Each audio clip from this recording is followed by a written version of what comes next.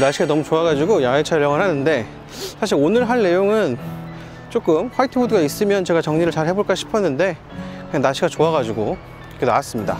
여기 꽃밭이 되게 만개해가지고 되게 보기가 좋은데, 무슨 얘기를 하려고 하냐면 구매대행에 대해서 궁금해 하신 분들이 많아서 제가 구매대행에 대해서는 잘 알고 있거든요. 그래서 몇 가지 아주 큰 포인트만 찍어 드리려고 해요. 구매대행 사업이라는 게 뭐냐면 이제 정확하게는 해외 구매대행이에요. 이게 2000년 초기 정도부터 이게 한 20년 정도 된 사업인데, 그때는 주로 미국에서, 지금도 이제 많아요. 미국 구매대행에서 제일 많이 하는 건 뭐냐면 뭐 폴로, 갭 이런 거 구매대행 하시는 분들이 아마 볼륨이 제일 크고요. 그 다음에 넘어간 게 미국에서 유럽으로 좀 넘어간 게 있고, 사실 유럽은 그렇게 시장 볼륨이 크지 않고 중국 구매대행으로 넘어가요. 그러면서 샤오미 카테고리, 그 다음에 중국의 작은 액세서리들, 그런 것들이 굉장히 커지면서 구매대행 업들을 이제 많이 하고 계신데, 이게 어떤 구조냐면 내가 100원짜리를 구매를 대행해서 해줘. 근데 이게 사실 내가 중국 바이어에게 조달한 단가가 90원이면 나는 서비스 수수료 10원, 이게 나의 매출이자 거기에서 비용을 빼고 나면 이익이 되는 거예요. 그래서 비용이 한 5원 들었고 서비스 수수료가 10원 들었고, 그럼 나는 5원을 먹었다. 그러면 나는 100원짜리를 팔아서 매출은 10원이 났고 5원 정도의 이익이 났다. 이렇게 보시면 되는데, 이게 원래 미국이 되게 호황이던 시절이 있었어요. 미국 시장이 되게 좋던 시절이 언제까지냐면 2012, 13년까지는 미국에서 의류를 하는 거, 주로 제일 많이 뭐 했다 아까? 폴로, 갭, LA에 있는 많은 물건을 한 게 아니고 주로 어디서 있냐면 이게 뉴저지 창고를 통해서 나오는 양이 제일 많았어요. 그리고 요즘 중국에서 샤오미류들, 엄밀하게 얘기하면 저작권이라든가 이런 여러 가지 이슈로 샤오미가 국제적인 유통을 하지 않는 제품들이 되게 많아요.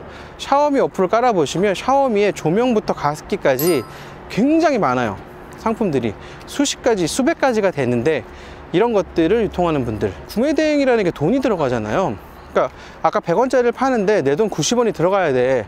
그래서 초기에 다들 어떻게 하시냐면 신용카드로 매입을 잡아요. 그래서 이 초기에 자본 없이 시작을 하시는데, 신용카드로 잡는다고 해도 한 달에 신용카드 얼마나 한도 나오세요? 신용카드 10장 만들어서 500만원씩 한다고 해도 1000만원이라고 봅시다. 1억 한도가 다예요. 근데 구매대행에 대해서 아까 그 서비스 수수료를 받을 수 있는 게 대충 보통 한 10%, 15% 선이에요. 그러면 1000에서 1500 정도 나오고, 내가 광고비, 기타 부대 비용을 좀 쓰고 나면 300~500만 원은 벌 수 있는데, 직원과 함께 회사가 커지는 데는 굉장히 어려움이 있단 말이에요. 그럼 뭘 해야 되냐면 원래는 돈을 빌려야 됩니다. 우리 회사는 이런 정도 거래액과 뭐 한 달에 뭐 매출 1억 하는 회사니까. 근데 서비스업이잖아요. 아까 말했듯이 100원을 거래해도 우리는 매출 인식을 10원밖에 못 하잖아요. 10분의 1밖에. 이렇게 되면 돈을 잘 빌릴 수가 없어요. 돈을 빌리려면 뭘 해야 되냐? 적어도 우리가 유통업 정도는 해서 매출 볼륨이 100원짜리를 팔면 우리 매출이 100원이다. 그래서 우리는 한 달에 1억을 파니까 지난 6개월 동안 6억을 팔았다. 그래서 우리는 구매 자금이 필요하니까 운용 자금 목적으로 신용보증보험 이런 데 가가지고, 아니면 중진공 이런 데 가가지고 저리로 대출을 하는 식으로 해서 회사를 키우는 게 일반적인 로직이에요. 여기서 하나 꿀팁을 드리면, 나는 돈을 빌리지 않고 내 돈만 가지고 사업을 하고 싶다라는 사람은 사업가가 아니에요. 그렇게 사업을 할 수 있는 시기는 저 6.25 이전에 좀 있었던 것 같아요. 지금 현대사회처럼, 지금 2020년처럼 금융이 발달하는 상태에서 금융 레버리지를 일으키지 않고 나는 사업을 하고 싶다, 이꼴 저는 사업에 대해서 아무것도 모릅니다 라고 간주하셔도 완전히 무방합니다. 그분은 사업가가 아니에요. 그래서 구매대행 하시려면 뭘 준비하셔야 되냐면 병행 수입을 같이 준비하셔야 돼요.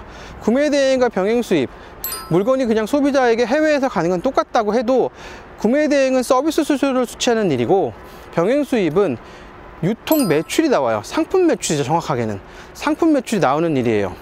그래서 상품 매출이 나오는 일을 하셔야 운영자금에 대한 대출이 가능하고 회사의 볼륨을 키울 수가 있어요.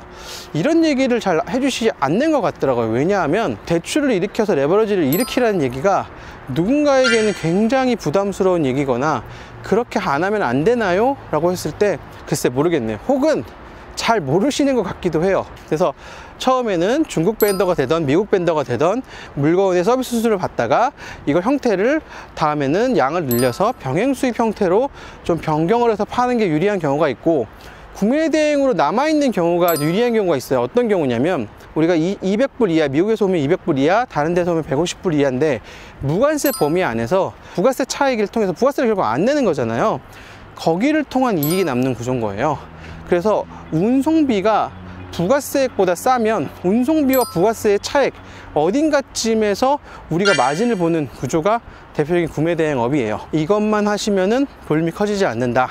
병행 수입을 하시든 나중에 다음 단계로 나가서서 제품 유통을 하시든, 상품 판매 말고 제품 판매를 하시든.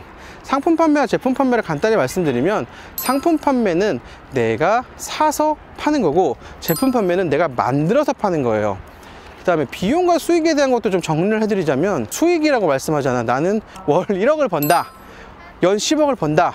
근데 이분들 보면 그게 이익이 아니라 수익이야. 수익과 이익 개념을 반드시 좀 구별해서 보실 필요가 있어요. 수익은 그냥 매출을 얘기한다고 쉽게 생각하시면 되고요, 수익에서 비용을 빼야 이익이 나옵니다. 영업이익이 나오는 거고, 세금 관련된 것들이 붙으면 경상이익이 되는 거고, 그 다음에 법인세를 내고 나면 순이익이 되는 거고, 뭐 이런 구조예요. 그래서 거래액에 속지 마셔라. 그리고 사업은 돈을 빌려야 되는 찬스가 온다. 물론 이제 나는 능력이 또 남달라서 빌리지 않고 투자를 받았어, 뭐 이거는 뭐 본인의 취향이니까 알아서 하실 수 있을 것 같은데, 돈을 빌리기 위해서는 우리 회사의 매출의 규모를 어느 정도 만들 필요가 있다. 근데 매출 규모를 만드는 데 있어서는 구매 대행보다는 수입업이 훨씬 유리하다. 이 정도를 좀 알아두시면 좋을 것 같고, 무역업이라든가 뭐 돈은 어떻게 보내나요, 그 다음에 뭐 거래처의 신용도는 어떻게 체크하나요, 이런 부분들은 결론적으로 얘기하면 구매 대행업을 하는 정도의 거래처, 그 다음에 그런 유통을 하는 거래처 중에 아주 큰 데가 아닌 경우들이 대부분이거든요. 상대편도 거의 파악이 안 돼요. 만나본다고 한데 방법이 없어. 그래서 이건 작게 거래를 늘려나가시면서 서로에 대한 신뢰를 키우는 방법밖에는 없다. 뭐 어떤 보험을 완전히 걸고 뭐 LC 해도 크게 소용이 없습니다. 근데 나중에 신뢰가 좀 쌓이면 우리 후불러 줄게, 우리 회사가 니네 회사보다 더 좋으니까, 이런 정도 얘기는 할 수 있는 것 같아요. 도움이 되실지 모르겠네요. 그래서 구매 대행과 병행 수입은 반드시 같이 해야 되는 일이다. 이유는 뭐다? 자금 핸들링이 원활해야 되기 때문이다. 아니면 뭐다? 그냥 내 인건비를 정도 하는 정도 돈밖에 벌 수가 없다. 여기까지 하고 마치겠습니다. 오늘 날씨가 너무 좋네요. 들어갈게요. 감사합니다.